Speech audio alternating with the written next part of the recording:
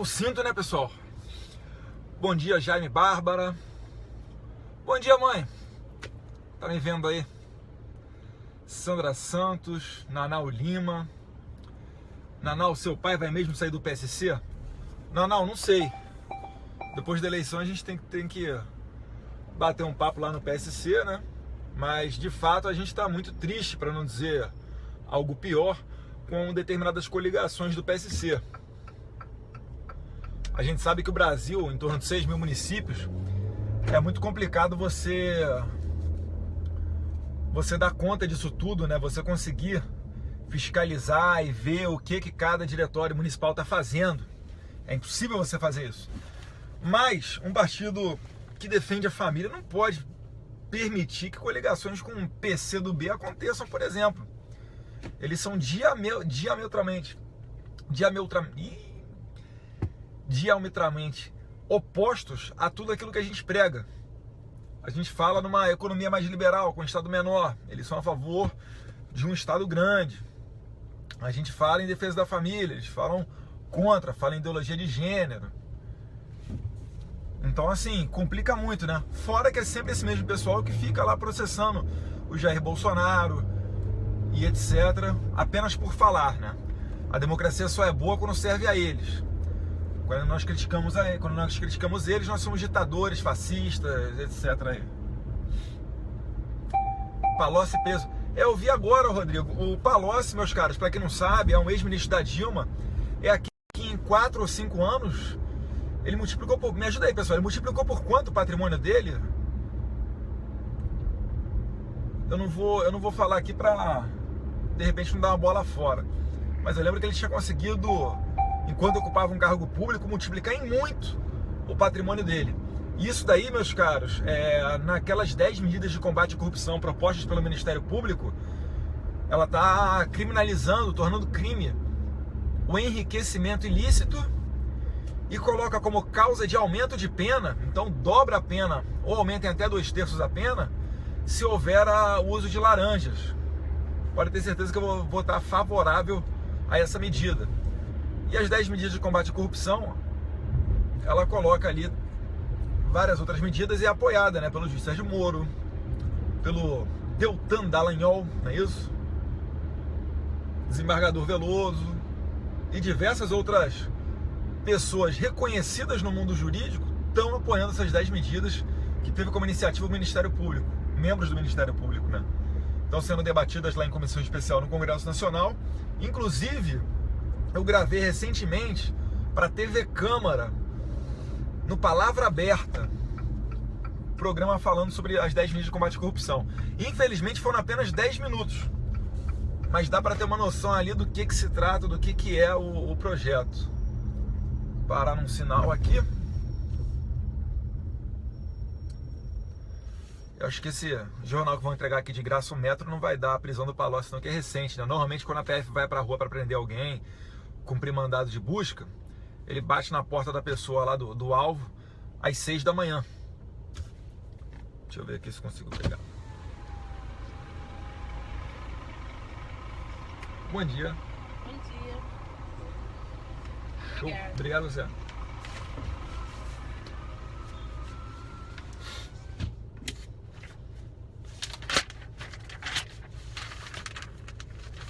Não saiu aqui não.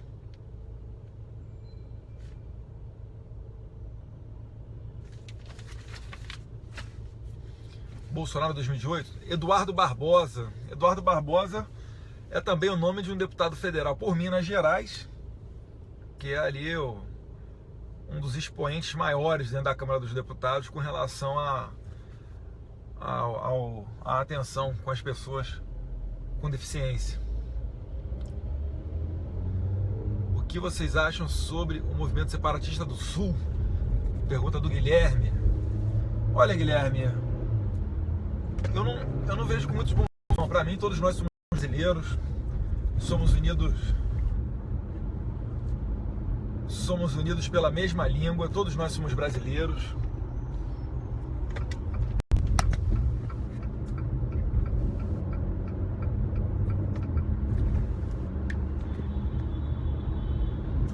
Por exemplo, você vê a situação do Rio Grande do Sul. O Rio Grande do Sul é um estado que hoje em dia está quebrado. Quem disser o contrário vai estar mentindo. Parcelou o funcionalismo público. Agora, de novo, está tendo problemas para pagar as contas. A gente sabe que isso daí é fruto dos gaúchos não saberem votar. Não estou falando do Sul, não. Eu sei que essa questão aí está envolvendo Paraná e Santa Catarina também, né? Mas os gaúchos, meus caros, elegeram Olívio Dutra como governador, depois elegeram Tarso Genro, que antes de sair do governo ainda fixou reajustes progressivos anuais para o funcionalismo público, que agora o atual governador está tendo dificuldades em honrar.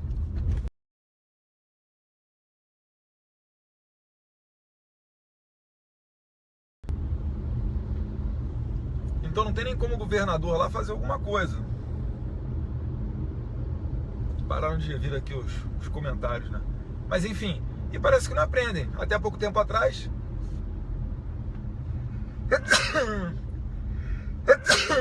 a filha do Tarso Genro, a Luciana Genro, que é do PSOL ainda, extrema esquerda, ainda tinha boas intenções de voto, ainda tem boas intenções de voto no Rio Grande do Sul. Então parece que o pessoal, em Porto Alegre especificamente, para a prefeitura. Então parece que os gaúchos querem parcelar também o funcionalismo municipal. Quem fala muito bem disso daí é um deputado federal chamado Mauro Pereira. Depois, que se puder dar uma olhada no discurso dele, que ele fala muito bem disso daí. Então, meus caras, a gente reclama da política, mas é complicado também. Isso daí partindo do princípio que as urnas não são fraudadas, tá? Que nada tira da minha cabeça que elas são sim, tanto que não há auditoria e já existem urnas auditáveis, tá? A nossa urna é a chamada de primeira geração. É a mesma desde 1996. Hoje em dia, alguns países como Israel utilizam urnas eletrônicas, não no âmbito de eleição para tudo quanto é cargo, né? Mas as nossas urnas aqui, você votou, não tem como você fazer o caminho reverso, né? Ver ali se realmente o seu voto foi para aquele candidato. E nisso daí, meus caros, tem matéria no Globo mostrando isso, acho que em 2009, um hacker, até um jovem hacker, conseguindo invadir o sistema do TSE. Aí eles falam que consertaram, só que consertaram. A gente tem que confiar nesse tipo de pessoa aí. Vamos ver aqui que tá dando uma atualizada nos comentários. Tá um pouquinho lenta a internet. Espero que vocês estejam ouvindo bem. Vai parar aqui, a gente dá mais uma lidinha nas perguntas. Amei o vídeo que você fez em resposta ao sobrinho do Zeca do PT de Mato Grosso do Sul. Denis, ele tirou uma onda ali depois das manifestações. Aí eu dei uma cobradinha nele, né? Se você do Mato Grosso do Sul quiser uma administração padrão Dilma Rousseff, você vota nele que ele é candidato aí. Se você quiser quebrar o Rio de Janeiro também, você vota na Jandira Fegali aqui. Jandira Fegali, meus caros, é uma deputada do PCdoB, Partido Comunista do Brasil, que é uma dissidência do PCB,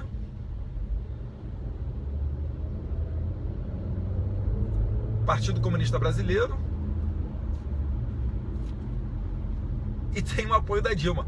Pra vocês verem o nível, a mentalidade doentia desse pessoal. A mulher roubou até dizer chega. Conseguiu botar déficit em uma empresa petrolífera. Um monopólio, meus caros. Um monopólio de petróleo, de óleo. Ela conseguiu dar prejuízo numa empresa dessa. Há décadas no ramo do petróleo aqui no Brasil, que é a Petrobras. E aí você vem e quer trazer essa administração pública para a sua cidade. Merece o quê quem vota na Jandira Fegali? Tem que comer capim mesmo, não tem jeito. Ela, no tempo do impeachment do Collor, falava o seguinte: ela é o AB, a mera incapacidade de governar, ou seja, a falta de governabilidade, por si só já é motivo suficiente para impeachment. A Dilma Rousseff não conseguia aprovar nada lá no Congresso Nacional. Ela também não tinha governabilidade. Mas como ela era amiguinha da Jandira Fegali, como o PCdoB tinha ministério dentro do governo do PT, aí não. Aí muda o discurso. Então é uma falsa hipocrisia que só consegue iludir aquelas pessoas que não têm acesso à informação, pessoas mais ignorantes mesmo. Até porque, PCdoB, meus caros, eu já entrei no Facebook deles, a gente tem que pesquisar aí as pessoas que falam mal da gente também, tem que ver o que eles fazem. E no Facebook deles, certa vez eu vi um brasileiro do PCdoB que foi para a Coreia do Norte e depois ele ia dar uma palestra falando das benesses do sistema comunista norte-coreano. Kim Jong-il, o filho dele, perfeito? Aquele pessoal lá que no país só permite 6 tipos de corte de cabelo. Esse é o pessoal que os comunistas veneram aqui. É esse pessoal que eu não quero que chegue ao poder. Porque eu gosto de viajar, eu gosto de ter minha liberdade. Eu odiaria ser igual ao povo cubano, que é preso dentro de uma ilha, não pode sair, não pode fazer nada sem autorização do governo. Aí eles falam, ah, mas em Cuba não tem analfabeto. Olha, vindo de uma ditadura, eu nem sei o quanto confiável que é esse dado. E outra coisa, vamos supor que seja verdade, não tem analfabeto. A troco de, no máximo, 1 dúzia de ovos por mês. Lá tem o tráfico, o câmbio negro de ovos, à custa de falta de sabonete, falta de papel higiênico, à custa de arriscar a tua vida no mar cheio de tubarões para conseguir viajar para os Estados Unidos. E já que é tão bom assim, por que não fazem o caminho inverso, né? Por que os americanos não fogem para Cuba? Então o pessoal hipócrita vira as costas para a Venezuela também e depois vem querer falar de democracia. Pessoal, socialismo e liberdade. Tá de sacanagem, né? Tá de brincadeira. Socialismo e liberdade? Sistema que já matou mais de 100 milhões de pessoas no mundo inteiro. Olha o que fez o Stalin, Mao Tse Tung. Esse pessoal não tá de brincadeira não, pessoal. A Dilma mesmo, grupo dela, sequestrando embaixador, executando policial militar, apoiava o Marighella, que fez o mini manual de guerrilha do terrorista urbano. Como é que fazia para você implantar o terror? Começaram a luta armada lá em 66, com a bomba no aeroporto de Guararapes. Quem tem mais idade aí no Recife, Pernambuco, vai lembrar disso daí. Então, não acredite no seu professor de história. Pesquise você, converse com quem tem mais de 60, 60 e poucos anos, vocês vão ver o que era aquilo lá. Outra coisa, eu coloquei só uma partezinha de um vídeo do Lula elogiando o governo Médici, agora no meu Facebook. No meu Facebook, eu coloquei um vídeo, eu filmei na televisão ali o Freixo no debate de ontem na Record. Ele falando pro Flávio Bolsonaro e ele falando, né? Bolsonaros, já encontrei com vocês na rua. Primeiro, mentira, nunca encontrei com ele na rua, mas tudo bem, ele estava dando exemplo. Vamos supor que ele tem ali a licença poética. Aí o Freixo continuou, encontrei vocês na rua vestindo uma camisa do Garrastas Médici e dizendo, né? Eu era feliz e sabia. É claro, pleno emprego, obras rasgavam o Brasil inteiro, não era essa corrupção desenfreada, generalizada que nós temos hoje, essa porra de aluno ficar usando saia, frequentar qualquer banheiro, constrangendo todas as mulheres que ficam no banheiro porque entra lá um cara com um pênis dentro do banheiro e não é isso que o pai e a mãe quer quando deixam sua filha na escola e vice-versa. E aí o Lula fala, né? Se tivessem eleições, eu penso que o Médici seria reeleito, porque ele era um dos mais populares presidentes. Só o Médici construiu 15 hidrelétricas. No tempo do FHC nós tivemos o apagão. Não faz muito tempo também, tivemos aqui risco de mais um racionamento. E a gente hoje em dia não consegue nem fazer uma hidrelétrica bem feita, com água represada, por causa da sanha ambiental, porque vai matar ali um ninho de papagaio azul. Tem que preservar? Tem, meus caros. Mas entre o papagaio azul e energia, infelizmente a gente tem que fazer uma opção. E o que acontece hoje em dia, inclusive com a usina de Jirau? Elas são espelhos d'água. Elas não fazem mais represas, não alagam territórios. Você tem um custo filho da mãe para construir uma empresa, uma hidrelétrica dessa, e ela corre com espelho d'água. Ou seja, não há ali uma reserva de água, e qualquer ano que nós tivermos uma chuva abaixo do normal, vai faltar energia naquela região. Mais território para você construir ali usinas termoelétricas, que são altamente poluentes.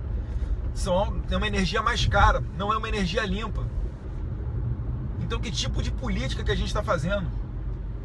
Isso daí é a lógica da esquerda do teu país, sendo mal administrado. Me aponte uma grande obra de 85 para cá, talvez só a Giral. No governo Médici, 15 hidrelétricas. Ponte Rio-Niterói, a usina hidrelétrica de Itaipu, que era maior até pouco tempo atrás. A China acabou de bater o recorde. Uma obra com tecnologia de ponta. O Brasil era referência. Hoje em dia o que faz? Se faz uma negociação da distribuição dessa energia e acaba privilegiando o Paraguai. Agora que o Paraguai não tem mais o Lugo como presidente, porque o Lugo tomou um processo de impeachment constitucional, conforme a Constituição do Paraguai. Aí eles vêm falar que lá foi golpe também, foi golpe. E retardado mental ainda acredita nisso. Eu provo que a Dilma foi caçada tecnicamente pelas pedaladas e politicamente ganhou muita força também devido à crise econômica, devido aos escândalos de corrupção, má gestão e etc. Até para traficantes de drogas eles ofereciam assessoria jurídica grátis. Eu te pergunto, policial que me assiste aqui, você já teve alguém do governo federal lhe oferecendo assessoria jurídica grátis? Eu respondo eu mesmo, não. Agora, o traficante que foi levar cocaína e queimar o filme dos brasileiros lá na Indonésia, teve assessoria jurídica. O Lula chegou em 2006 a pedir clemência e o Jair Bolsonaro mandou um ofício para o presidente da Indonésia, pedindo desculpas pelo papelão que o Lula estava fazendo, que nem todos nós aqui brasileiros concordamos com esse tipo de coisa, e que estávamos apoiando sim a pena de morte desse vagabundo. Boechat chegou a falar, né? Poxa, pessoal, não trafica na Indonésia, trafica no Brasil. Falou isso com outras palavras. Porque aqui você não tem pena de morte. No plantão do aeroporto de Guarulhos eu cheguei a ver uma pessoa que a Polícia Federal havia havia prendido por tráfico internacional de armas, de drogas, com menos de 1 ano de cumprimento de pena, o cara passando na Polícia Federal de novo para voltar para o seu país. Não deu nem 1 ano de cadeia. Ele entrou naquele crime, na figura conhecida como tráfico privilegiado. Então esse é o país que vocês vivem. Nós vivemos, né, infelizmente. Como eu digo, não morro de amores pelo Temer. Mas na pior das hipóteses, quebrou ali um ciclo do PT, dá um pouquinho de espaço para a gente poder respirar um pouquinho, né? E parar com tanta besteira que era produzida naquele governo. Graças a Deus agora, vídeos da Dilma discursando, só para quem quiser no YouTube, aquelas asneiras que ela falava, né?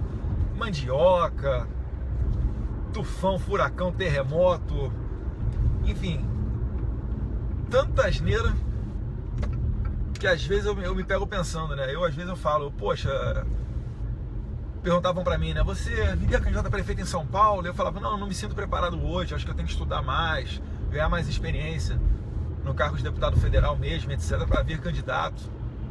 Tô começando agora na política. E aí você se depara com a presidência desse nível. É de lascar. Meus caros, as perguntas aqui, elas pararam de ser atualizadas. Para quem está me assistindo, as perguntas não estão correndo mais aqui no meu visor, aqui nos comentários. Mas eu vou dar uma olhada já aqui para ver se existe alguma pergunta anterior aqui pertinente.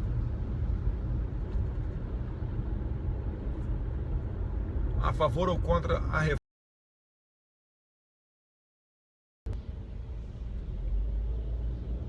Rogério, de fato, todo mundo que acha algum tema relevante, ele quer propor na grade curricular do pessoal da garotada aquela matéria, filosofia, sociologia. E a gente sabe que esse tipo de matéria é exatamente a matéria em que o professor doutrina os alunos, matéria de humanos. Filosofia, então, é importante? É, meus caros. Mas para garotada, eu não sei.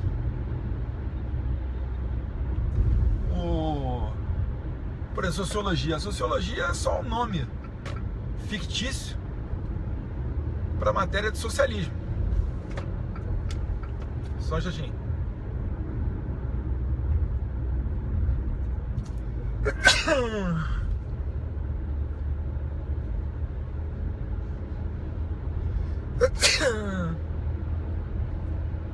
É como tudo que eles fazem, utilizam um pano de fundo bom e depois acabam desvirtuando isso daí, né? Por exemplo, Bolsa Família. Mas, caras, o espírito do Bolsa Família, ele não é negativo. Você ajudar aquela condição, aquela pessoa que não tem condição mínima de se sustentar, isso aí é louvável. Não acho que o Estado tem que intervir em tudo. Pelo contrário. Mas agora, existem pessoas que de fato não têm condição de se manterem. Essas sim cabe ao Estado dar um empurrão nela. E mais do que ajudar nesse primeiro momento, é no segundo momento dar condições dela buscar um emprego profissionalizante, etc.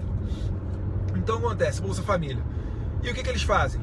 Saem dando Bolsa Família a torto e esmo para todo mundo, com a intenção de angariar simpatia, angariar votos, e chega na época da eleição é aquela aterrorização, né? Olha, se você é beneficiário do Bolsa Família não votar no PT, eles vão cortar a sua bolsa. E de fato, para aqueles fraudadores e aqueles que podem trabalhar e não trabalham, ficam recebendo Bolsa Família e no mercado informal, esses daí realmente, essas duas categorias, não merecem ganhar o Bolsa Família, e se dependesse de mim não ganhariam. Só ganharia o Bolsa Família quem realmente necessita. Pessoas que têm carro, que têm propriedade, apartamento próprio, etc. Esses aí não tem que ganhar Bolsa Família mesmo não. Pessoas que têm condição de trabalhar e não o fazem para ficar nesse conforto, esses aí também não tem que ter não. É o que a gente diz, né? Na cidade de Marau, Rio Grande do Sul, se não me engano, o prefeito fez uma fiscalização e ele descobriu exatamente isso que eu estou falando. Um terço da população não fazia jus devido ao patrimônio que tinha, não fazia jus à Bolsa Família. Outro um terço da população podia trabalhar e não estava trabalhando.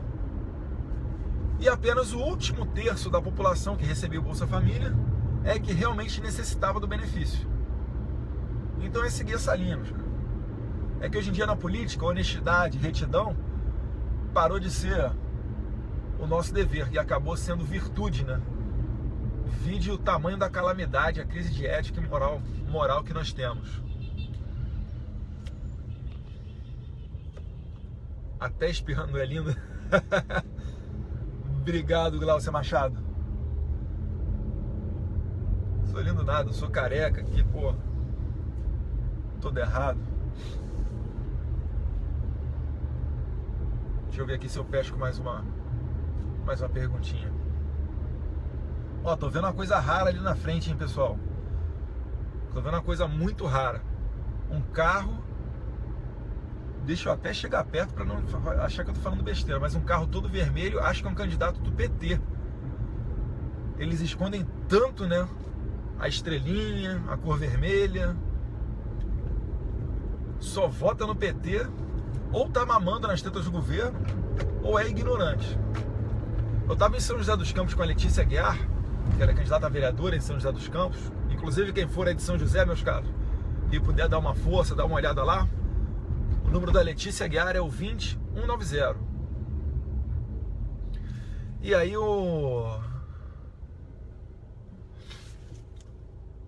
eu tava vendo que a gente parou o carro, saímos, fomos para um local onde a gente falou que estaria às 10 horas da manhã, e andando em direção a esse local na esquina eu vi um bandeiraço, bandeiras azuis e amarelas.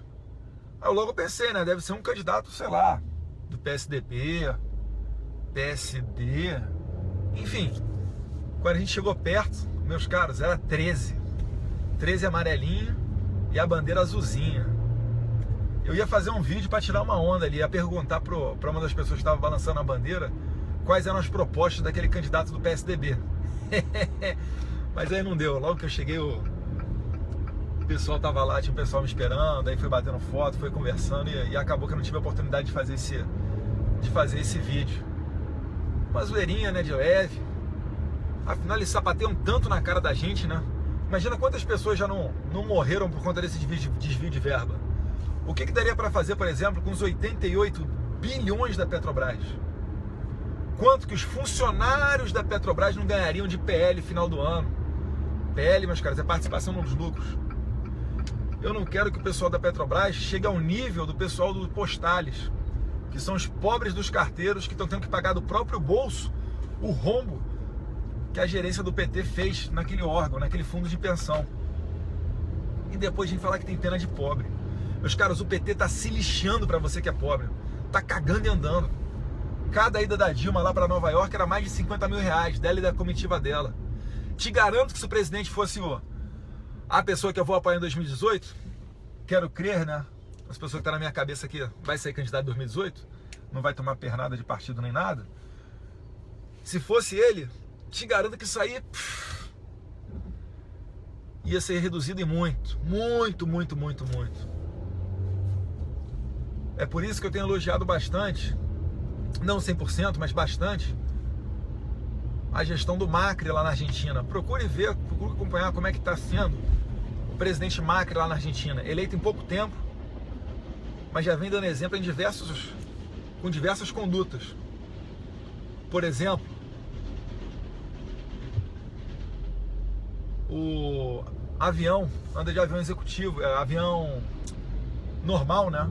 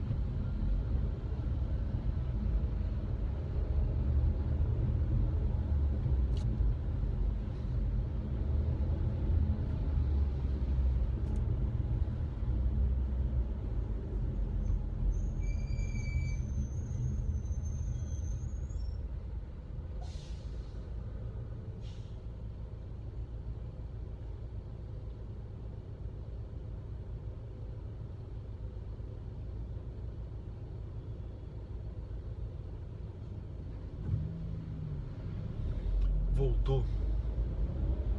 Também espero, Célia.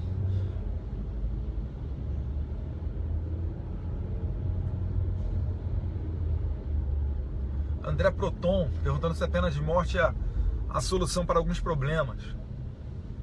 André, aquela situação, né? Eu nunca vi um condenado à morte voltar a executar ou voltar a estuprar alguém.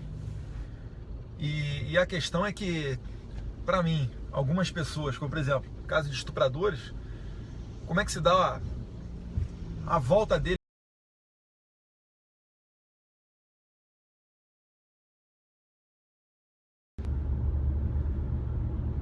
Então, voltando aqui, André, a nossa justiça que é uma justiça falha, aliás, no mundo inteiro, né? Existem determinados tipos de crime que são filmados comprovadamente, pô, não há como se negar a autoria deles, né? Mas a gente tem até relativizado essa questão da pena de morte. Eu gostaria que no Brasil, eu sei que não pode, né? Mas eu gostaria que aqui nós tivéssemos prisão perpétua com trabalho forçado. Acho que esse daí seria o ideal. Porque ninguém merece pagar para um criminoso ficar usufruindo das benesses da cadeia, com comida boa, etc, etc, etc. Nutricionista, até ele morrer. Então eu acredito que a prisão perpétua com trabalho forçado seria o ideal. Mas a nossa Constituição não permite nem a prisão perpétua e nem trabalhos forçados. Seria necessário fazer uma nova Constituição com relação a isso. É por isso que isso daí eu não posso nem propor um projeto de emenda à Constituição para alterar a nossa lei máxima para a gente trocar. Porque a previsão, tudo aquilo que está previsto no nosso artigo 5º é tido como cláusula pétrea. São as cláusulas de pedra. Ou seja, impossível de ser mudada. É por isso que a nossa Constituição ela é classificada como super rígida. Além de ter um processo muita dificuldade, você consegue alterar a nossa Constituição, tem uma parte dela que é imutável. Então essas discussões são a títulos apenas de bandeira, ideologia, porque efetivamente com a nossa Constituição a gente não consegue colocar. A não ser que os nossos ministros da nossa máxima corte, o Supremo Tribunal Federal, que é o guardião da Constituição, entendam por relativizar isso daí, né? Fazer ali uma interpretação usando o que eles mesmos falam, né? De mutação, o Instituto da Mutação Constitucional, e consigam dar outra interpretação na sua Constituição. Mas parece que eles estão muito mais próximos de alterar a imunidade parlamentar para tentar acabar com a carreira do deputado Jair Bolsonaro, apenas por falar, não por roubar, por meter a mão no teu dinheiro, etc, etc, do que qualquer outra coisa. Seu pai é presidente de 2018, mas não vejo vocês falar sobre a Bahia. Sandro, manda a pergunta aí da Bahia. O que você quer que a gente fale da Bahia?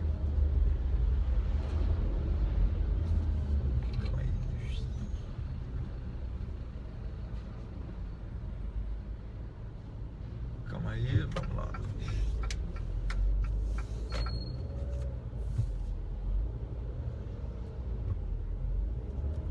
Parou de novo de rolar aqui os comentários. Mas Sandro, a gente quase que foi um tempo atrás aí para Salvador. A nossa rotina é muito dinâmica. A gente quase foi para Teresina também, no Piauí. Quase fomos a Salvador no evento da Marinha. E aí a gente aproveitaria para fazer algum evento ali para ficar de braços abertos para qualquer tipo de pergunta, esclarecimento, aproximação da Câmara dos Deputados dos baianos. Mas o que? Mas aí não rolou. Poxa, não tá atualizando aqui, ó.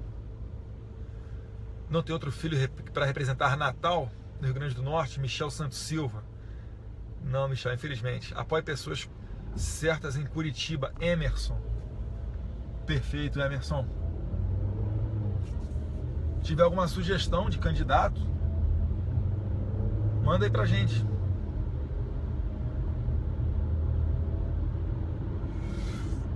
Daqui a pouquinho a gente chega no nosso destino. Então, pessoal, mais uma vez fica a dica aí, quem puder depois aqui sair e ver o vídeo que eu fiz ontem de madrugada ainda do debate, né, do Marcelo Freixo com o Flávio. É um vídeo de acho que um pouco mais de 2 minutos. Vocês vão ver um pouquinho do que é hipocrisia. Marcelo Freixo é deputado estadual do PSOL e candidato a prefeito aqui no Rio de Janeiro. E ele fala, né, que o PSOL não apoia torturador.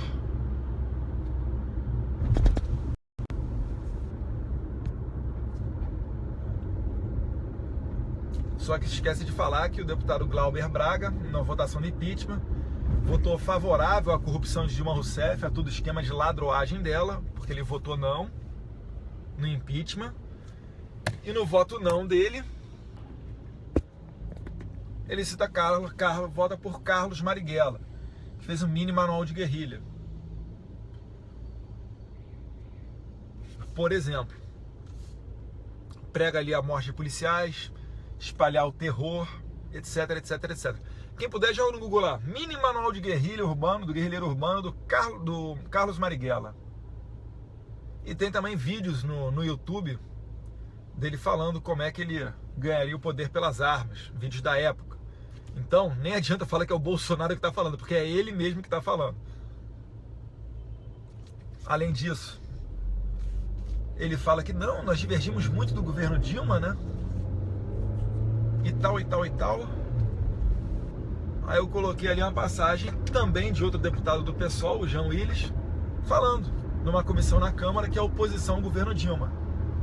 Aí, meus caros, ali dentro, uma comissão só de deputado, vem um deputado do PSOL e acha que só tem Zé Mané ali ignorante e fala que é oposição ao governo Dilma. A galera gargalhou na cara dele, né? Fez uma cara de bunda ali, pra não dizer outra coisa, colocou a viola no saco e teve que dormir com essa.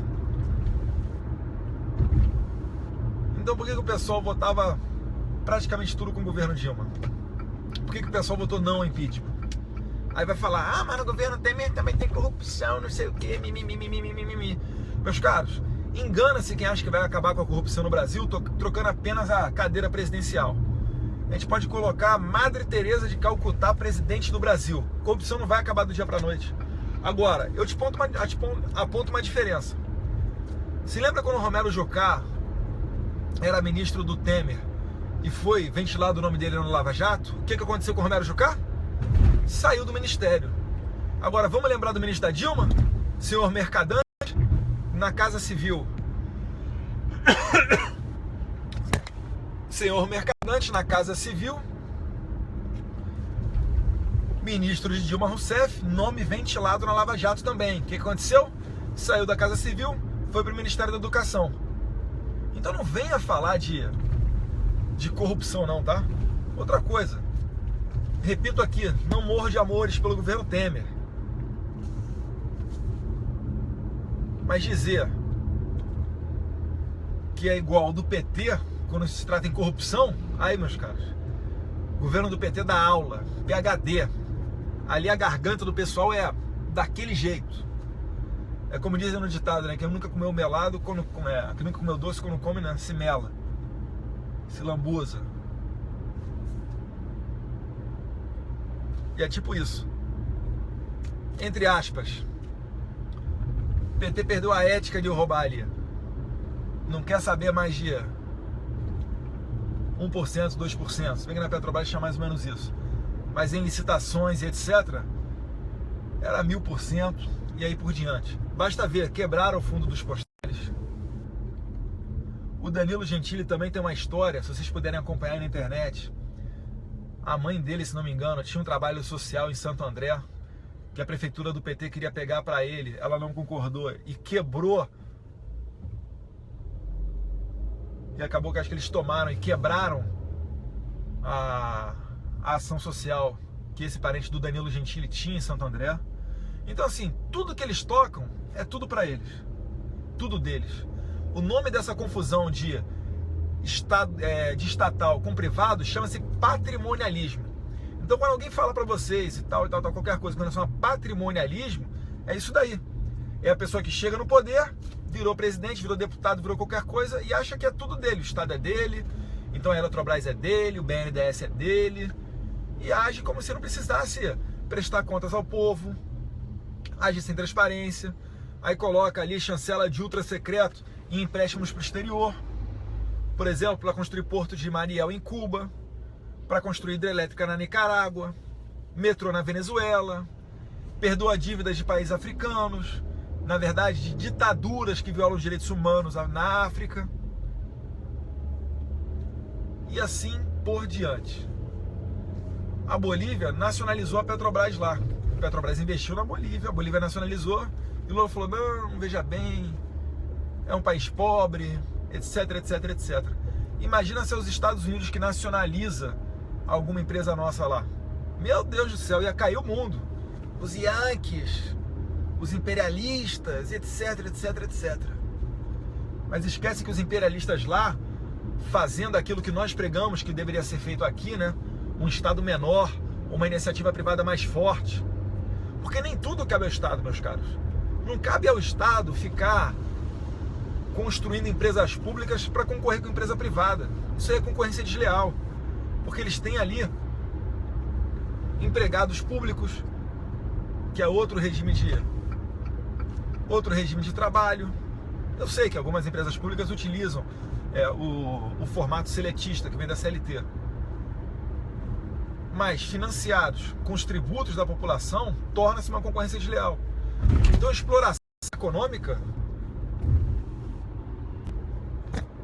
exploração da área econômica, meus caras, isso daí é com a iniciativa privada. E tem que lucrar mesmo. Graças a Deus que tem o lucro. Se não tivesse lucro, não haveria estímulo. Vai dizer que você está acordando de manhã para trabalhar, se fosse para não receber salário. Vai dizer que você está acordando para estudar, se não fosse para passar num concurso público que te desse uma remuneração minimamente possível para você viver. É por isso que a União Soviética ficou para trás e os Estados Unidos venceu a corrida tecnológica. É por isso que a União Soviética ruiu simbolicamente com a queda do Muro de Berlim em 1989. E agora, passados décadas, 30 anos depois disso, querem fazer um modelo semelhante para o Brasil. Parece que quando uma filosofia ou um sistema já faliu no mundo inteiro, depois de algumas décadas a gente tenta implantá-lo aqui. E isso é impressionante. Aí falam da crise de 29 nos Estados Unidos, que foi uma crise do liberalismo. Só não contam que o Estado interviu tanto na crise de 29 que ela se postergou durante anos. Enquanto que a crise de 1922, no mesmo Estados Unidos, você praticamente não ouviu falar, porque o Estado não interveio tanto e o próprio mercado se regulou. E é isso que nós, liberais na economia, falamos. O Estado tem a capacidade de se regular sozinho. A intervenção estatal, ela sempre gera um efeito secundário. Por mais que você haja ali intervindo na economia de boa fé, achando que está curando alguma intervenção no mercado, o mercado acaba tendo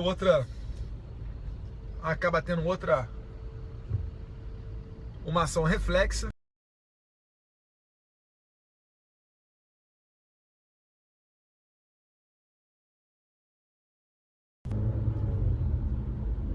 Voltamos? Agora acredito que sim, voltamos. O que aconteceu lá na Venezuela? Me chega o Maduro e fala que vamos ajudar os pobres. Então itens de primeira necessidade como papel higiênico terão seu preço reduzido. E aí o retardado mental acha que preço é uma invenção dos capitalistas que querem apenas lucrar e roubar dos mais pobres para ficarem cada vez mais ricos. Essa mentalidade retardado mental que eles têm. Aí vamos supor, custa R$2 para produzir um rolo de papel higiênico. Ele joga para R$1. Só que, meus caros, um papel higiênico a R$1 não compensa você produzir papel higiênico. Porque o gasto que você vai ter com mão de obra, com matéria-prima, com transporte até os mercados, etc., isso aí dá mais do que R$1. Então, o que acontece? A empresa que produz papel higiênico, ou ela vai para a ilegalidade, sonegar tudo quanto é tributo, para ver se consegue colocar o papel higiênico no mercado, ou então ela quebra, porque ela não tem condição de produzir papel higiênico a R$1. E aí o que o retardado mental, você acha que ele vai então aprender a lição? Não. Aí o retardado mental do Maduro, o que ele faz? Aí ele vai para cima dos insumos do papel higiênico, da matéria-prima, e reduz o preço da matéria-prima. E assim ele vai retroagindo na cadeia de produção do papel higiênico até quebrar todo mundo. Aí quando ele quebra todo mundo, falta papel higiênico, o que ele fala? Ah não, as pessoas na Venezuela estão comendo mais, por isso estão defecando mais e está tendo um maior uso do papel higiênico.